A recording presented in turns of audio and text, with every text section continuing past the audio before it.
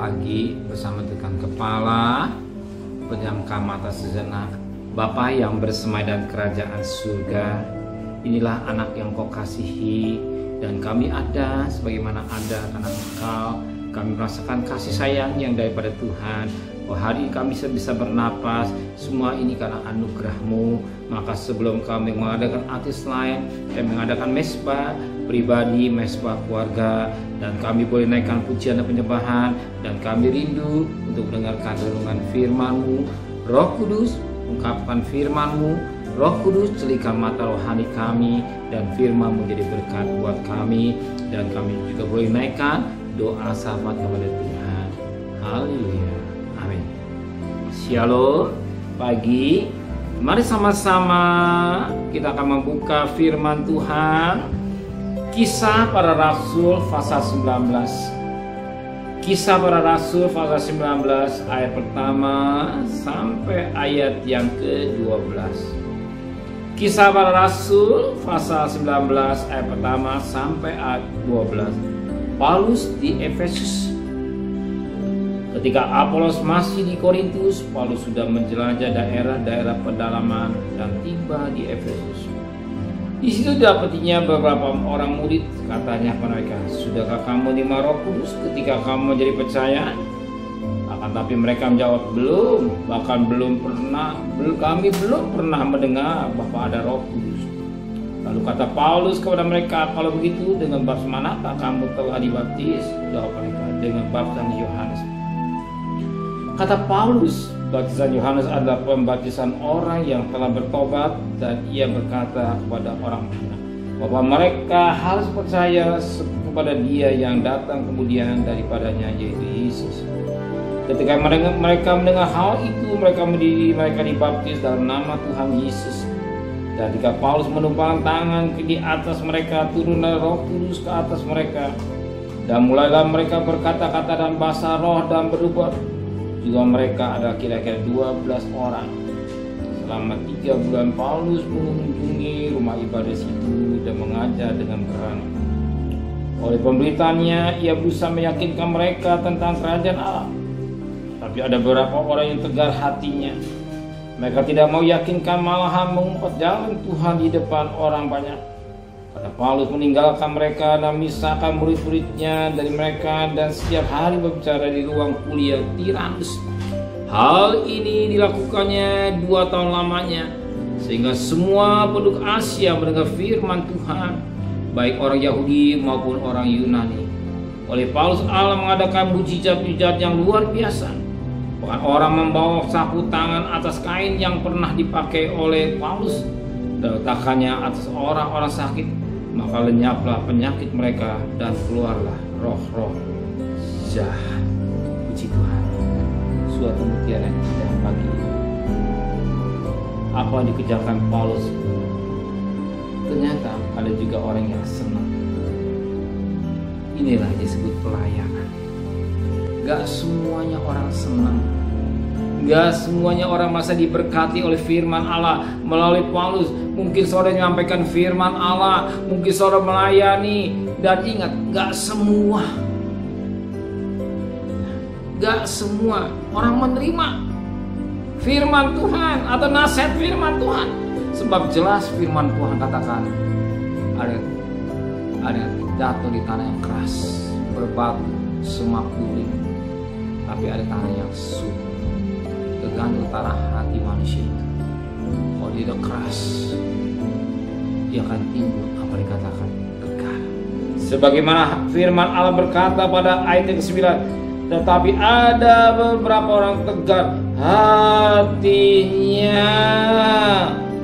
Mereka tidak mau diyakinkan, malahan mengumpat jalan Tuhan di depan orang.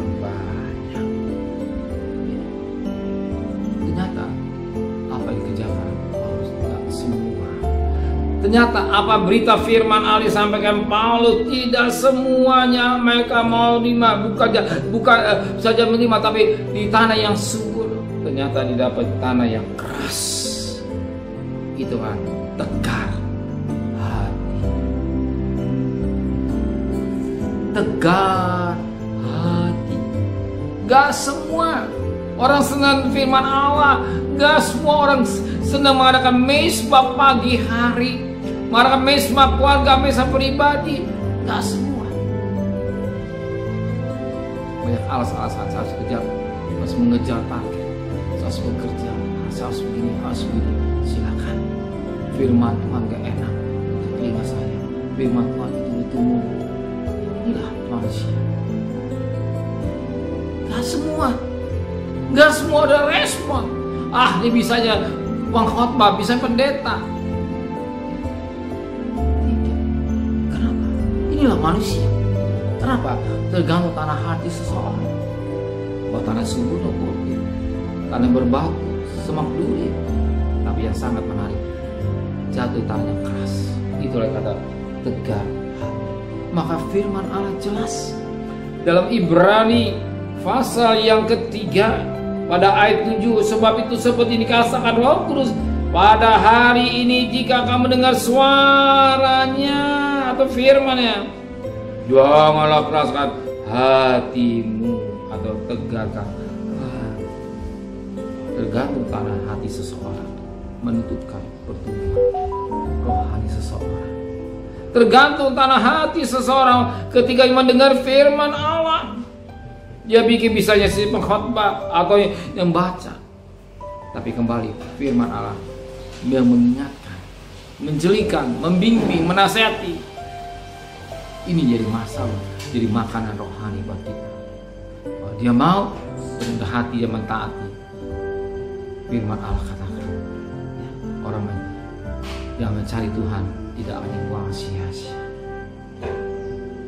Ya kan, kau firman Allah pentingnya menegoreksi, membentuk kita. Tuhan ingin mendapatkan gerejanya sebagai mempelai wanita yang siap berdana bertemu dengan Dia. Kita tidak tahu apa yang akan terjadi. Sebentar lagi Tuhan akan datang. Tapi karena sabar, kau lihat firman keadaan dunia yang jahat semakin jahat, yang cemas semakin cemas, dunia semakin hari semakin jahat. Kalau saudara tidak firman artinya yang suci semakin suci. Kalau saudara tidak menyucikan diri, satu ketika suara nafiri akan berbunyi. Sangka kala alim, orang yang mati dan Tuhan dibangkitkan, tapi yang hidup akan diubah. Yang hidup akan diubah. Apakah kita akan diubah oleh Tuhan kalau kita hidup tidak baik? Ini perlu ditanyakan oleh saudara sendiri. Apakah Tuhan ingat najis, kotor, dosa tidak bisa terang dan gelap tidak mungkin satu.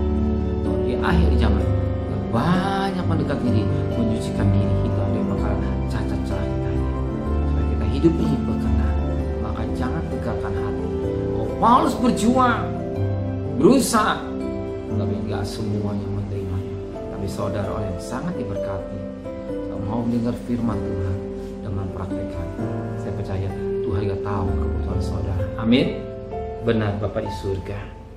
Jangan kami yang hadir bagaikan umat Israel yang tegar hati, tapi kami umat Tuhan, kesayangan Tuhan, biji matamu, hati yang lembut, menerima firman Tuhan dengan baik dan pimpin dengan kekudusan-Mu. Dan kami mau hidup dengan kekudusan-Mu dan tidak main-main dosa.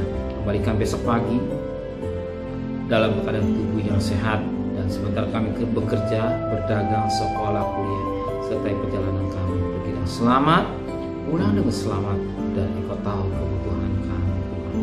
Terima kasih Bapak. Berkati Bapak Presiden, Wakil Presiden, para Menteri, para Gubernur, para Bupati, para Wali Kota, para Camat, para Lurah, para RW, para RT, para medis, para relawan, para TNI, para Polri. Dan kami berterima kasih pada bisa jadi endemi dan ekonomi negara kami tetap diberkati. Terima kasih Bapak di surga. Saudara yang kekasih, terimalah berkat nikmat dari Allah Bapa, cinta kasih sayang dari Tuhan Yesus Kristus, dan berkat Roh Kudus nyata saudara hari ini sampai Maranatha Tuhan Yesus datang. Yang cinta Dia katakan amin. Tuhan memberkati.